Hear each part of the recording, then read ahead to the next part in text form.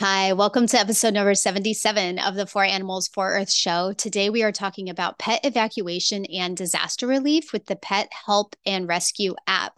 I'm joined by Dave Crawford. He is the co-founder of the nonprofit Animal Watch. They've created two different apps to help with animal emergencies. They have the Animal Help Now app to help with wildlife. If you haven't already heard the interview in episode 76, that's available. Here today, we are talking about the Pet Help and Rescue app, which is a brand new free app that we can all use to prepare ourselves for any sort of disaster that may occur in our area to help our pets to be rescued and to help rescue our neighbors' pets. This was born out of the Marshall Fire. If you remember, that happened in Boulder, Colorado in 2021. Dave lived through that fire, and they estimate that over 1,000 pets died in the homes that day. And coming out of it, he and his neighbors and the animal activists around him said, like, this didn't need to happen. They were actually trying to go door to door and save animals' lives. And they said, we've got to do something different. And so they dreamt up this app. They've been building it the last few years, and it is coming out onto the market now. So as we jump into this episode, go ahead and go over to the website and you can download the app if it's ready and available for your phone. If it's not, you can jump onto the mail list and you'll be notified as soon as it's available. So that website is PHaR.org. That stands for Pet Help and Rescue.org. Head over there, download it. If you need anything from this show, every single link, notes, etc. It's all available at foranimalsforearth.com/show/77. All right, let's dive in. As we get going here, Dave, for those who haven't met you yet from the others episode, can you quickly tell us about yourself and the apps that you've designed? Yes. In terms of the apps I've designed, I'll start there because I don't want to let that get past me. These are super team efforts. So I've been involved at the idea level with them. The implementation, that's a bunch of tech people who are super talented, and most are volunteers. I've been a vegetarian I've cared about animals since I was a kid, and I worked in a slaughterhouse when I was 18, and that was a life-changing event for me. So vegetarian since shortly after that, and then started writing newspaper columns in my late 20s back in Iowa, and got very familiar with animal issues. That was what I was particularly passionate about from my upbringing. And then moved to Colorado and at about the age of 30, and got involved with some people out here who were doing animal work, including the spring bear hunt, a statewide initiative to outlaw the killing of bears in the spring because the hunters couldn't distinguish a lactating mother from a male. And that was successful. And then I've just been involved since then. Started working with Rocky Mountain Animal Defense, helped found that organization. We did a lot of advocacy here in the area. And in 2010, we a small group of us from Rocky Mountain Animal Defense started Animal Help Now. And Animal Help Now has created, the organization has created an app that helps injured, sick, orphaned wildlife. It directs the public to the nearest helpers. Those helpers are more often than not their wildlife rehabilitators. We used to, the initial version of the app was for all animals, but that was just Colorado. And then when we went national, we had to focus. And so because wildlife was underserved in relation to companion animals and other domestic animals, we went with the wildlife. That's where Animal Help Now came from. And that was a little challenging because we care about all animals. And then the Marshall Fire, I and the organization were impacted by the Marshall Fire in Boulder, December of 2021. We lost my home and the headquarters because we're a distributed small nonprofit. Everybody's working out of their homes or coffee shops. I we lost because the headquarters were really at my place, the paperwork and all that. We lost the organization's headquarters and my house in the fire. I was home when the fire when it was obvious that there was a fire heading our way, and I was able to evacuate my 2 cats, get them into a carrier, and grab a couple of things that were important to me. And then I left there and I drove around the block. I wanted to alert one family that I'd seen that I couldn't tell if they knew that there was an evacuation going on. There had been no official order. And then I started knocking on a few doors of my neighbors to make sure they knew that there was a fire sort of apparently racing toward our neighborhood. And behind one of those doors, I heard a bark, and I'm like, oh, that's Chief. And but nobody answered the door. So Chief was in there, and Chief was in a crate in the kitchen, as it turned out. And I tried contacting the owner of the house, and I reached him somehow eventually through social media. And what happened was eventually he was trying to find someone to go over there. He couldn't get anybody into the neighborhood. The evacuation, everybody's going the other direction. I worked with my friend Mike, who's across the street, who had alerted me to the fire. And Mike knows dogs better than I do. And he was going to stick around and continue to try to get all of his art out of his house. Long story short, he ends up going over when we finally determined that Gil, the neighbor, wouldn't be able to rescue Chief, wouldn't get back to rescue Chief. Mike went over, kicked in the door, got Chief out of the crate, got Chief into his truck with his other dogs, and drove away. So Chief lived, and the reason that Chief lived is because Gil, the homeowner, Gil's neighbors cared. And that was the big takeaway, because I also, when I went around the block one time, one of the doors I knocked on had 2 animals inside that didn't make noise, but the people had already left, and those animals did not survive. And I went by a house that had a cat in it that I didn't know about, another house that had 2 dogs and a cat in it that I didn't know about, another house that had a cockatiel that I didn't know about, another with a cat, and all those animals perished. And that didn't have to happen. So it became apparent. We were working on it. The team got behind the idea right away. We were working on it within a week of that fire. This app that is neighbors based. The Professor Leslie Irvine from the CU, who wrote the book on animal welfare and disasters, she did a study in Marshall, and it corroborated what she already knew, which is, and what we knew from experience now, which is to save your pets during disasters, get to know your neighbors.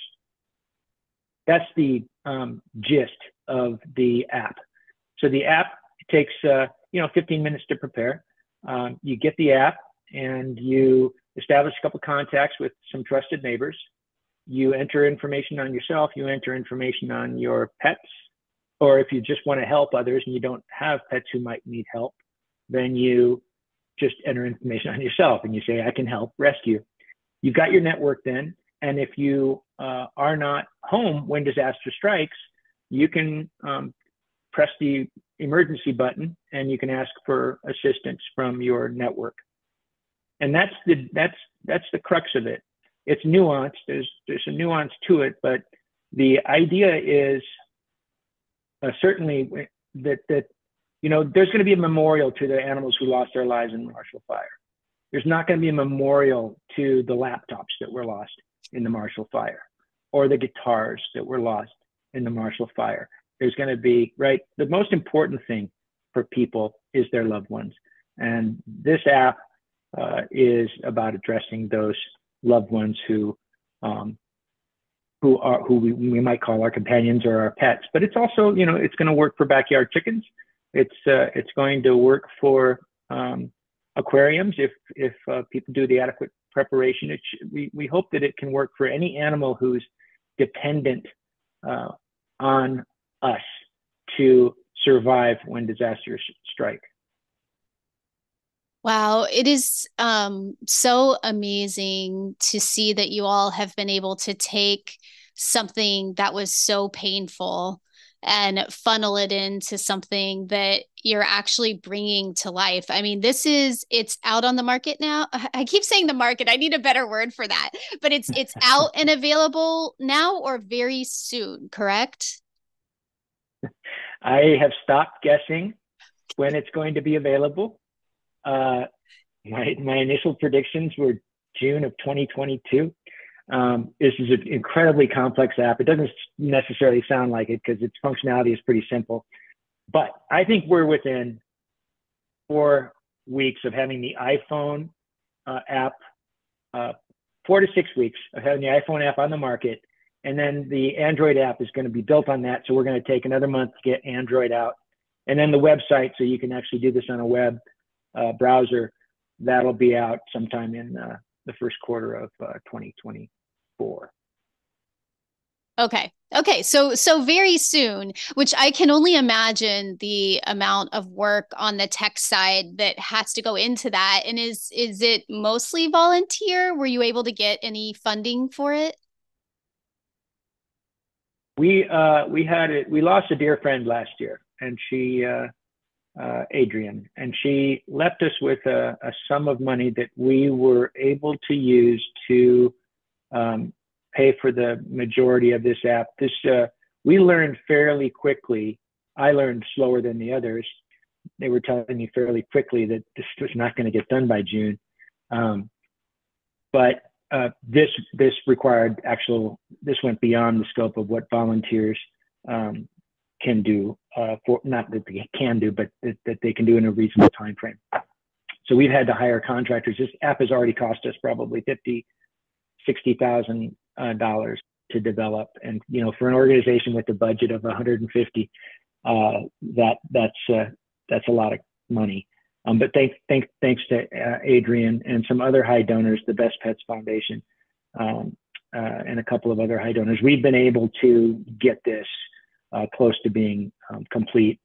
And we do have, normally our volunteers do all of our tech work and a lot of our other work, but we continue to rely heavily on volunteers, but we also rely on donations from the public. And in terms of availability, you can sign on to our mail list at pethelpandrescue.org. That's PHAR.org. And you can get on our mailing list right there, and we can keep you updated on developments with the app, not just about the launch date, but then we have a lot of feature enhancements planned for going forward, and we'd love to hear people's feedback when they start to use the app, etc. Perfect. Yeah, that it sounds amazing. Like I can't wait to do it and then hopefully get my neighbors as well. What's pretty cool about this is it could be somewhat grassroots of just connecting with your neighbors, right? And I think the other thing that I love about this is it's getting ahead of the emergency and getting ahead of the disaster, knowing that, hey, there is something we can do to try to save and help all of these animals that inevitably get stuck in disasters. And it happens all the time. And it's so heartbreaking. It absolutely is heartbreaking. When you talk to the people who survived the fire, who lost their loved ones, their companions, that's the only thing that matters to them. Some people are not going to be able to move back into their homes because the memories are too painful of the loss. A thousand lives lost that day. So we were horrified by that and want to do what we can to see it doesn't happen again. I think kind of funny, when you and I were first talking today, we had to postpone our talk because a fire alarm had gone off in my apartment where I'm living temporarily while I'm having my house rebuilt after the fire. And if there's a dog right across the hall from me, the fire alarm was a false alarm, right? But if it hadn't been, you know, the people who own that home work all day long, and who's going to be the best? Who's going to be the perfect person to rescue that dog? It's me. And so, or one of the other neighbors. You know, I'm home. If you know your neighbors, and if your neighbors are at home, you can save your animals. And it's as simple as that. It's really just about 15 minutes of preparation to get the app set up so that you can use it if and when the time comes.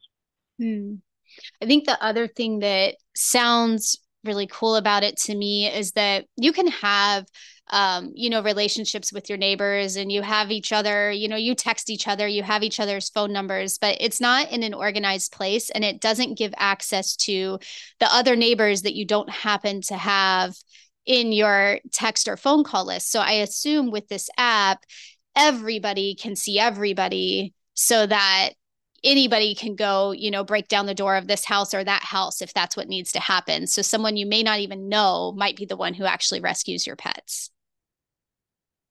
That is actually, that's a little nuanced because of security issues. We want you to know the people who are your contacts in your phone, because when and we do want to have the, what do they call it? The nuclear option. We do want to implement that, right? And people will use it. I guarantee you people will use it. But for the first alert, these screen captures are on PHaR.org. So you can actually see what the screen looks like, because the app's close to completion. You get to choose which of your, you have your contacts. You're probably going to select all of them. You have all your pets listed. If your dog's with you, you're not going to select your dog. You're going to just select the cat who needs to be rescued. You don't want people in there looking for your dog when your dog is with you, right? So that's the nuance I'm talking about. That's complex, but it's also, we also encourage you to, in your own profile, to tell people how to access your home. So that information has to be very, very secure, right? And so that never leaves your phone until there's an emergency or a non-emergency. We have a non-emergency function to this where, if you just can't make it home from work, can someone get over there and walk my dogs, please? Can someone get over there and feed my cats, right? There's a non-emergency function. But that information about how to access your home, that goes into, and any other information you want to include, where to grab your cat's medications, to where the carriers might be in your home. That's all pre-established, so that when you go and you say, send this message, that's in there. And so that's why we're limiting this initial release to just the people that you have chosen to trust with that information. We will add a nuclear option. I guarantee it, because I know that it's necessary. But the idea behind the launch of the app is, I didn't know the term before, but it's called an MVP, minimally viable product. So you get out only what you absolutely have to have in the app, and that's what we've done at this point in time. Which is probably why it's actually coming out, and it's actually, it's coming to fruition, right? Because it's like you have to get it out and then you can tweak it later. Absolutely. Yeah. Yep. So has there been any conversation, or do you have like future ideas for teaming up with larger disaster relief organizations or the government, emergency response, things like that? Yes.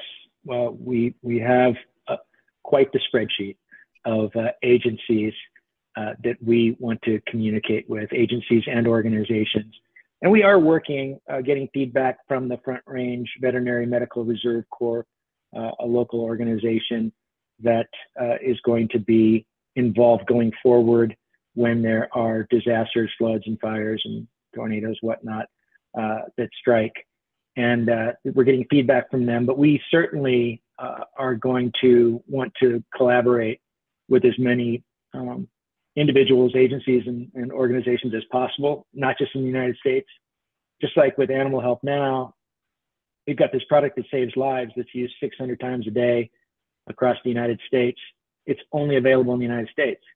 We want people in other countries to say, hey, can we use your technology? So we've got these really incredible life-saving products, and we're pretty small, as an organization. So we don't have really the capacity at this point in time to be getting those into other countries, but that's certainly part of our vision going forward. Mm-hmm. Yeah, you could see that if it could somehow get picked up by governments or something where the funding could be there to get it out, then you could see it maybe spread quickly. Yeah. Absolutely. Yep. We want to prove the concept, and then we want to find a way to truly engage with those sorts of possibilities. Yeah. Okay. Great question. Yeah. Cool. You know, what I think is so cool about this is we're talking about it before it's even out. And so everybody who's listening and watching, I feel like it's really important for you to go sign up to be on this email list and help launch this app so that, together we can all help support the launch of this, which, I mean, you can't even fathom the number of animals' lives that can be saved by this. Exactly. The disasters, we're in a strange period in history.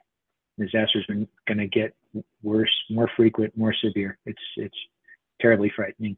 So we're glad to be able to play a role in preparing for the worst. Yeah, for sure. And, I feel thankful to even get the chance to be part of this conversation and to know about the app because yeah, without knowing about it, you don't get the chance to use it. So hopefully we can all spread the word, get it out there. Please, by all means, please. Yes. Okay, awesome. Is there anything else about it that you would like to share that I haven't asked?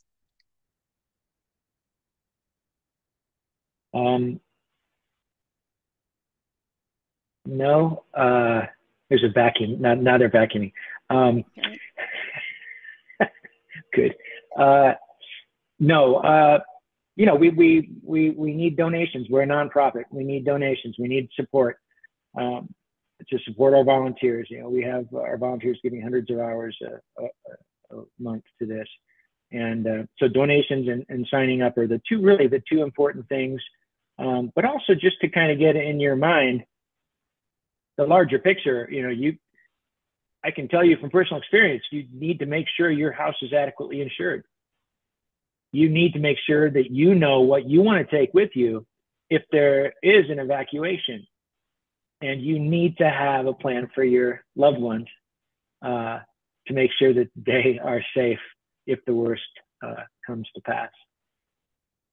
It's a really good point because the plan is so important. And even I am sitting here, like I went through all the learning about plans. We lived in Tokyo when like the big earthquake and the tsunami happened. And prior to it happening, everything was so planned. I mean, the second we moved to Tokyo, we were sitting in classes about preparing and we had our bag and we knew where we were meeting and all these things.